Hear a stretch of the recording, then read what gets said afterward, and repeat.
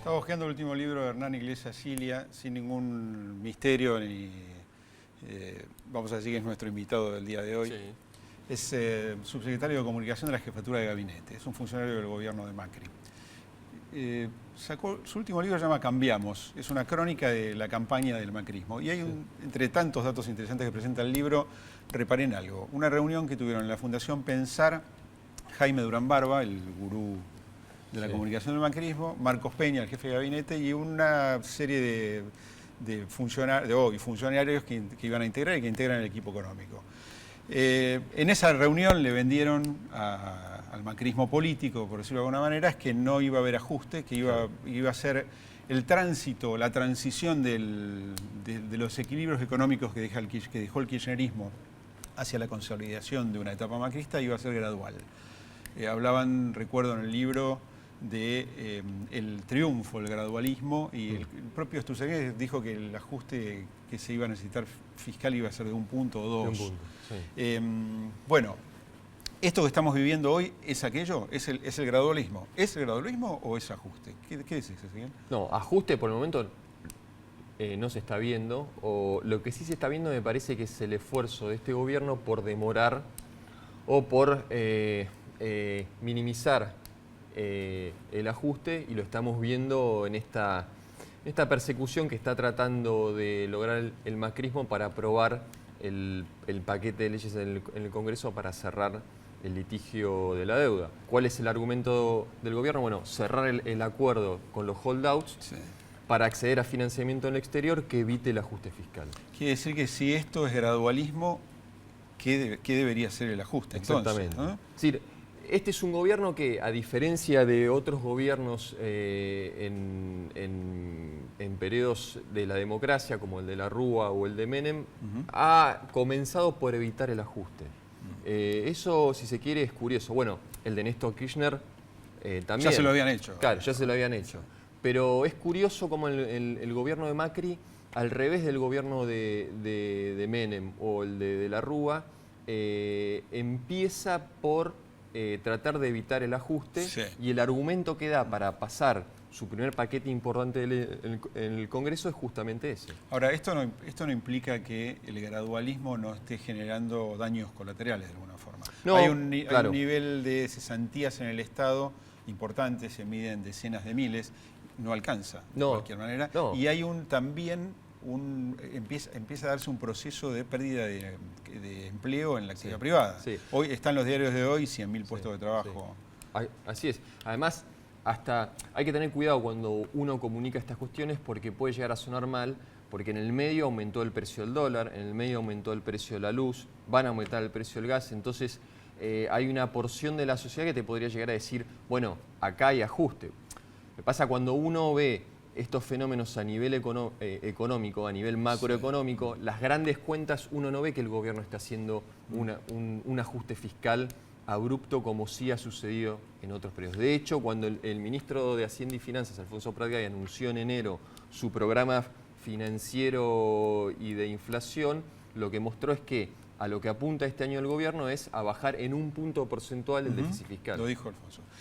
Cuando se habla de la comunicación y de los problemas de la comunicación, en general siempre resulta que algo no está funcionando bien, no solamente que no se transmite y no se comunica bien. Hernán Iglesias Cilia, como dijimos, nuestro invitado, es un hombre que trabaja en la comunicación de la Jefatura de Gabinete, que es el corazón del político y del discurso político del macrismo.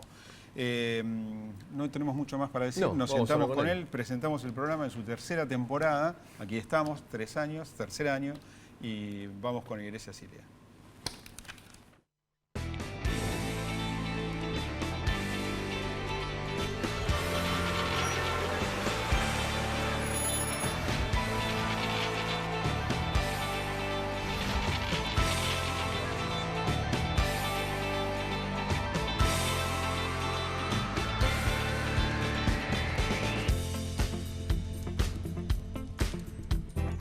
Bueno, Hernán Iglesias Cilia, gracias por haber venido. No, gracias a ustedes por invitarme. Un placer. Hernán, sos subsecretario de Comunicación Estratégica de la Jefatura de Gabinete. Es un cargo que tiene una sonoridad muy interesante. ¿Es gradualismo esto o es ajuste? Puesto en los términos de cómo debe comunicar el gobierno. Vos no sos economista, pero sos el hombre que trabaja sobre esos instrumentos. Nuestro objetivo es, primero, normalizar la economía, ir avanzando de a poco hacia una inflación de un dígito, que creemos el principal problema de la economía es la inflación, y creo que ajuste habría sido tratar de bajar esa inflación rápido. Nosotros tenemos más paciencia e incluso tenemos un horizonte de hasta casi 4 años para llegar a una inflación de un dígito que creemos que es lo que debería tener la Argentina. En ese sentido me parece que es bastante gradualista nuestro enfoque. En el comienzo, al principio, tuvimos anuncio, salida del cepo, subas de tarifas, pareciera como que hubo ciertos anuncios que para algunas personas no fue tan gradualista al comienzo. No, entiendo. También es cierto que todos estos primeros meses de gobierno trabajamos en 2 velocidades. Por un lado, desatando los nudos que quedaron pendientes de la administración anterior y por otro lado, empezar a mostrarle a la sociedad cuál es nuestro modelo de país y hacia dónde vamos y qué camino queremos recorrer. A veces esas tareas se hacen al mismo tiempo. Salir del cepo era algo que habíamos prometido hacer rápido y que cualquier otro candidato le habría hecho más o menos de la misma manera. El tema de las tarifas eléctricas, había una situación de inequidad, de injusticia de demasiados años que no beneficiaba a casi nadie y perjudicaba a mucha gente. También creíamos que había que solucionarlo rápido y así con otras cuestiones. Pero esas medidas me parece tienen más que ver con el panorama que recibimos el 10 de diciembre que con un plan de país o una visión de país que tengamos de largo plazo. Hernán, en tu libro vos haces un gran derrotero de una suerte de diagnóstico de lo que ustedes pensaban que iban a encontrar el 10 de diciembre. Sí. ¿Se cumplió al pie de la letra ese diagnóstico que ustedes tenían? ¿Fue peor? ¿Fue mejor? Y en todo caso, ¿para qué sirve una empresa como la que ustedes hicieron durante un año? Cuando vos llegás al gobierno, ¿cuánto te aporta? Nunca te podés preparar del todo para ser gobierno, me parece, ¿no? Creo que la complejidad y la urgencia de muchas cosas, cuando uno llega al gobierno, siempre te van a sorprender, pero creo que eso sorprende a cualquiera, ¿no? Incluso a partidos políticos consolidados, en democracias maduras. Eso siempre hay un shock ahí que viene con acceder al gobierno. Después lo que encontramos en general fue mucha descoordinación, mucho poco diálogo entre ministerios, mucha desidia en muchas cosas. Un Estado que se había cansado de gobernar, que parecía como había perdido la energía y que llevaba varios años un poco en piloto automático y un poco sin esforzarse por hacer lo mejor posible. Tu libro es interesante, es una crónica, como dijimos, del recorrido de campaña del último año, fundamentalmente, ¿no? Hay una cosa interesante que mencionás en el libro, es que en las investigaciones que hacían, la gente veía en Macri un buen gobernante, pero tenía dudas sobre cuánto lo podía beneficiar o perjudicar que Macri fuera el gobierno. Puntualmente decís que la gente se preguntaba, no sé si este tipo me va a cagar. Sí. ¿Cómo están hoy en ese punto? ¿Qué percepción Yo creo que tienen es una de cómo la pregunta... gente está recibiendo el tipo de gestión que propone Macri?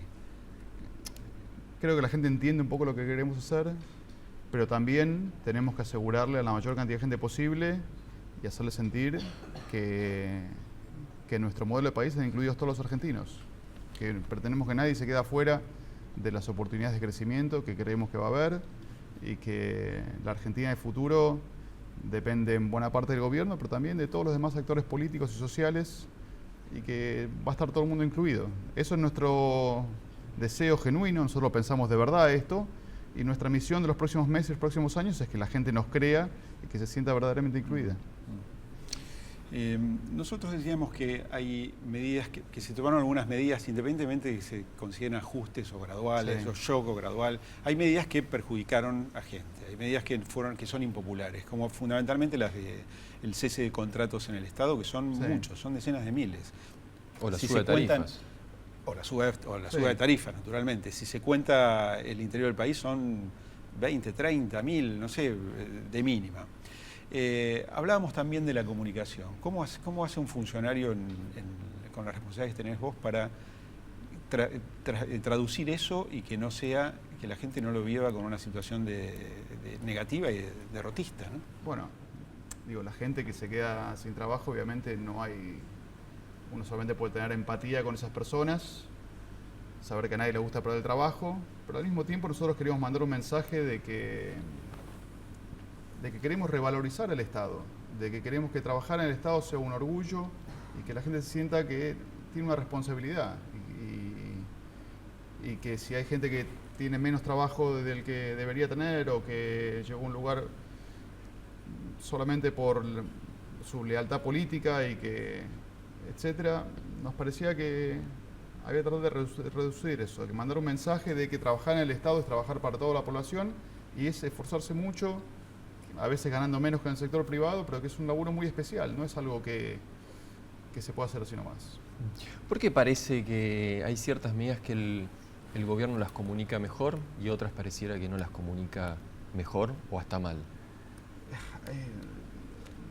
No sé, me cuesta hablar de comunicación realmente, aunque es lo que yo hago, ¿no? Pero...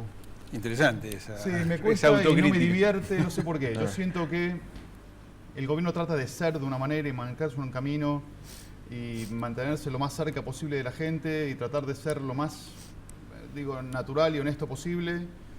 Y cada vez que se pone énfasis en la comunicación, siento que se percibe que nosotros tenemos unas intenciones ocultas que no queremos decir y que encima le ponemos un maquillaje de comunicación con el perro Balcarce y con Antonia, que estamos distrayendo a la gente de lo que verdaderamente nos interesa. Y no es ¿Vos así. sentís eso? Siento que la gente, piensa, cuando se habla claro, de comunicación... como que se sobreestima, vos decís, el claro, poder de la claro, comunicación. Realmente la comunicación no tiene tanto poder. No tiene tanto poder. Entonces, siento que cuando se hace mucho énfasis en lo que dice Durán Barba no lo dice, o lo que dice Marcos Peña no lo dice, o hablamos de Balcarce o de Antonia, etcétera, creo que no estamos hablando de lo importante.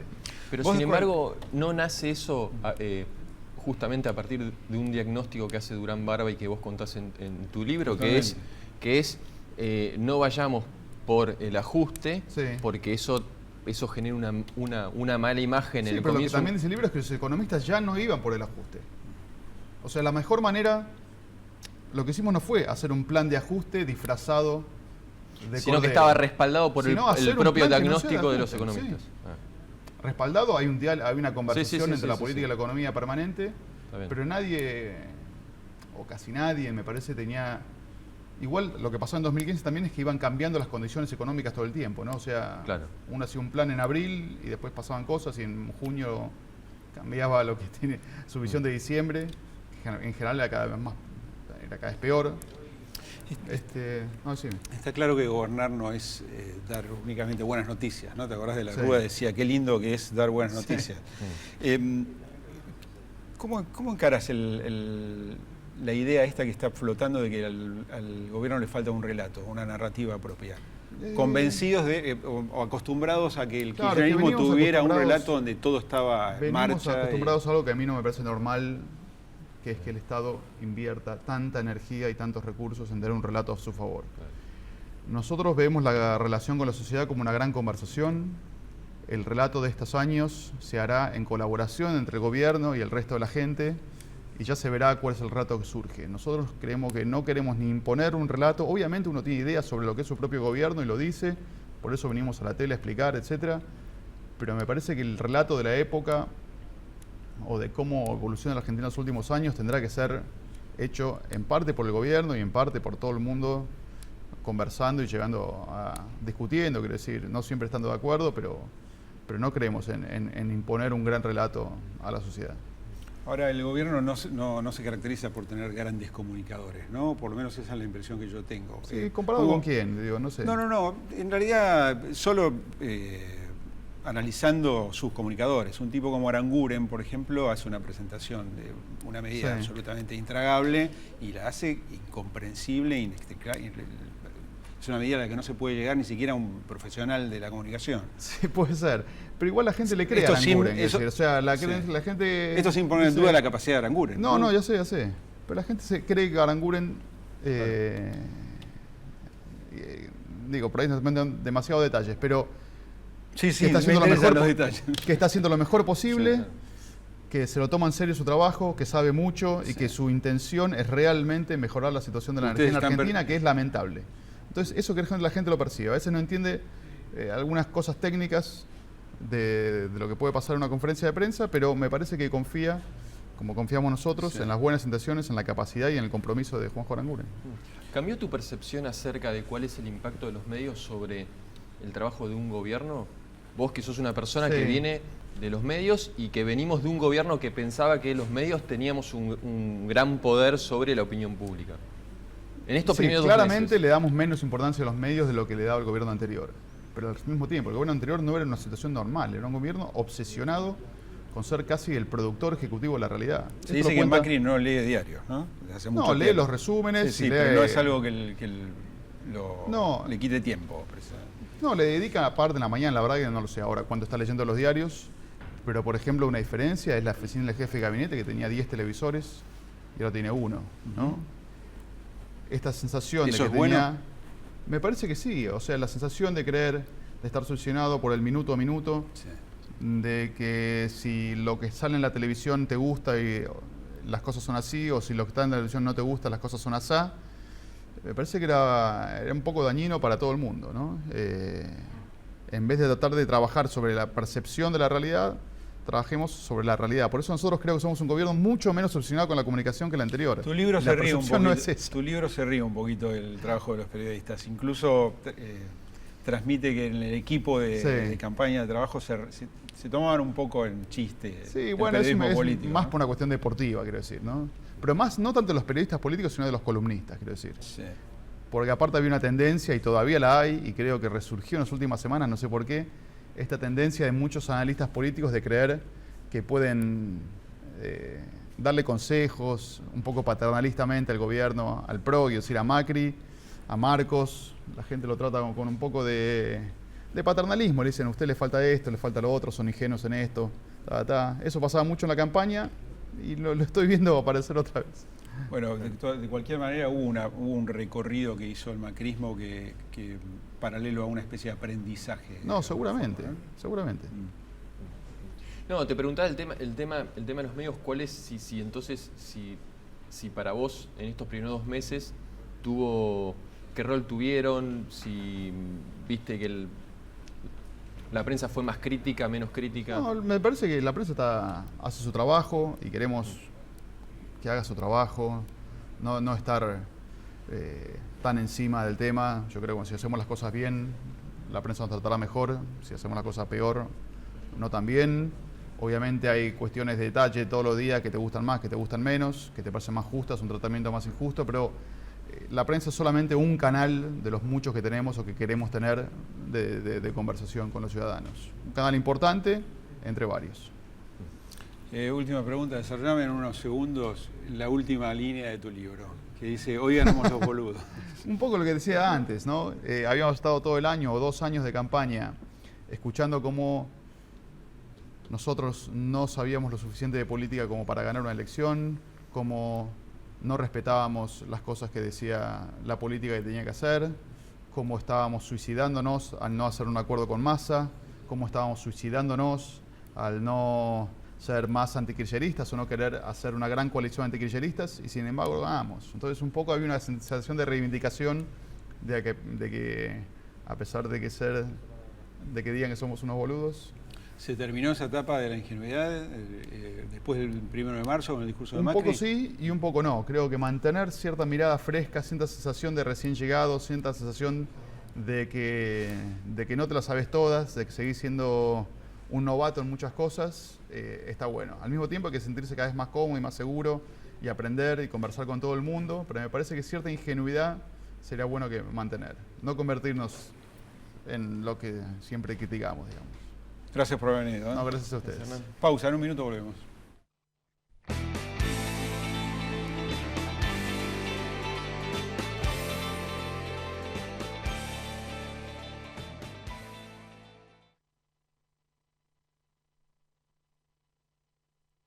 Mi corazón con el Kini late más. Dale, prendete. Vos también hacete fanático al ritmo del Kini 6 y vení a festejar todas las semanas. Red Social Wokra. Compromiso solidario en beneficio del trabajador constructor.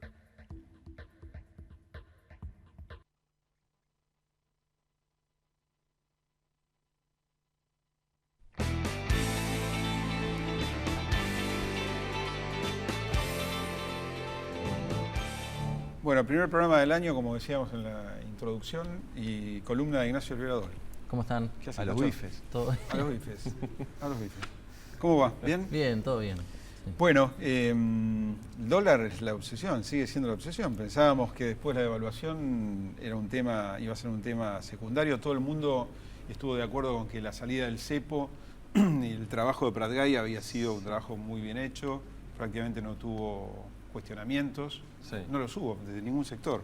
Pero el dólar empezó a subir, a recalentarse en el último Volvió mes. como Y un volvió a intervenir problema. el central. Durante Sí, el- es un problema de nuevo para el Banco Central y obliga a postergar algunas decisiones que iban a animar la actividad y iban a permitir la recuperación más rápido.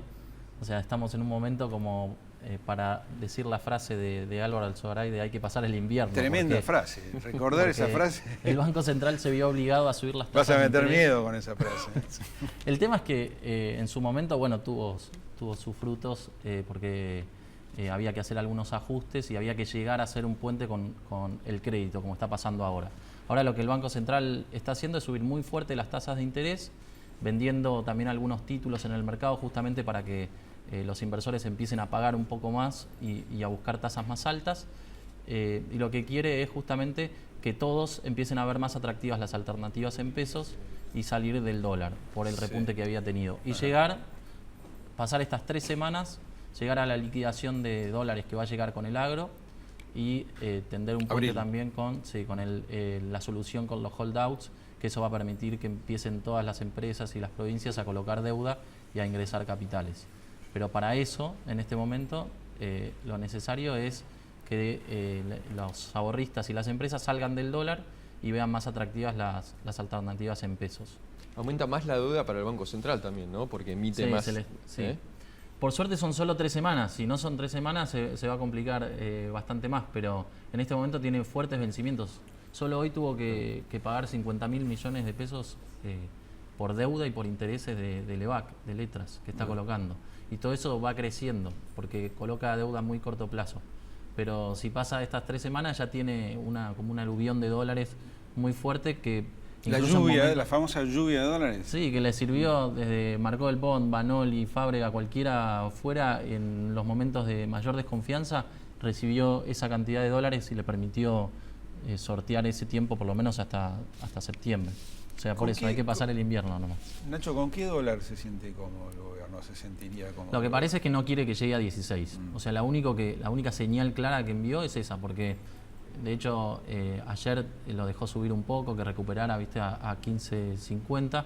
O sea, no le molesta por ahí que se muevan esos niveles, bastante por encima del valor en el que se había fijado en cuanto levantaron el cepo, Sí. pero que no toque la cifra mágica de los 16 pesos que obligaría a muchas empresas a ya reacomodar precios. Ya es Eso un lo que límite molesta. psicológico también, los 16. Sí. Se Y transforma de en hecho, eso. bueno, en realidad el mercado lo está viendo ya bastante calmo a partir de esta llegada de los dólares y solo lo va a ver pasando los 16 a partir de mayo, junio. Entonces, el momento ahora obliga un poco a colocarse en pesos. O sea, la oportunidad para el ahorrista es buscar tasas de interés, tanto por títulos del central, que lo tiene hoy abierto Sí. ya, como por plazo fijo, que están pagando ya 28% anual. Claro. En un contexto, recordemos, Nacho, donde la inflación todavía marzo va a ser alta, ¿no? Alta. Entonces Sí. el ahorrista piensa cómo Ahora, proteger. ¿el ahorrista, pero nunca- el ahorrista está yendo a los Sí, plazos fijos? en ¿El realidad comportamiento? nunca- sí, había salido en febrero por esta suba Sí. del dólar, pero ahora, o sea, todos empieza a haber como un consenso de que nunca más va a haber estas tasas tan altas en los próximos meses. Claro. O sea, posiblemente suban cerca del 38-39% anual, pero ya con eso le va a alcanzar para domar el dólar y a partir de ahí ya el central va a empezar a bajarlas. Entonces el momento para aprovechar la tasa es ahora. ¿Y es una señal de confianza esto o simplemente las tasas están apetecibles para los No, ahorristas? justamente la tasa alta indica que no hay tanta confianza, o sea, es hacer más rentable las inversiones en pesos porque en ese momento la gente no está confiando tanto en la moneda local. Pero bueno, si logran ir normalizando la cosa, debería haber como un ciclo bajista de tasas, que es lo que se habían propuesto en diciembre. Va a ser una agenda intensa en el año en lo financiero, ¿no, Nacho? Como para hablar un poquito de lo que nos depara este año, ¿no? Si economía finalmente coloca lo que aspira a colocar para justamente construir este puente que vos decís también, ¿no?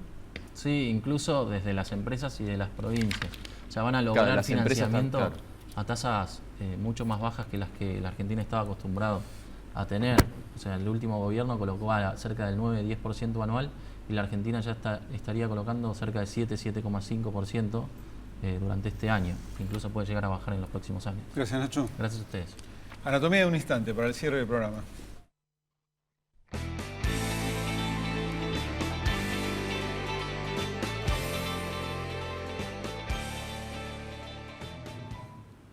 Todo el mundo sabe quién es este joven, Axel Kicillof, en las calles de Nueva York en julio del año 2004. Lo vimos a Kicillof hace poquito en la... Un lobo en Wall Perdón, Street. en 2014.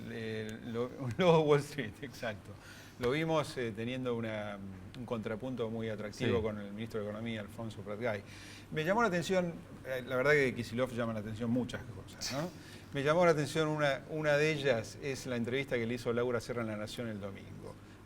La habrás visto. Kicillof dijo en su momento que le dijo a Laura que su negociación con Paul Singer, con los fondos buitre, fue de alguna forma torpedeada o boicoteada por economistas del PRO que estaban negociando a espaldas del gobierno argentino, prometiendo una negociación mucho más favorable para los fondos buitre. Sí, ¿Le creemos a Kicillof eso? Imaginamos que le creemos a Kicillof esto, ¿verdad?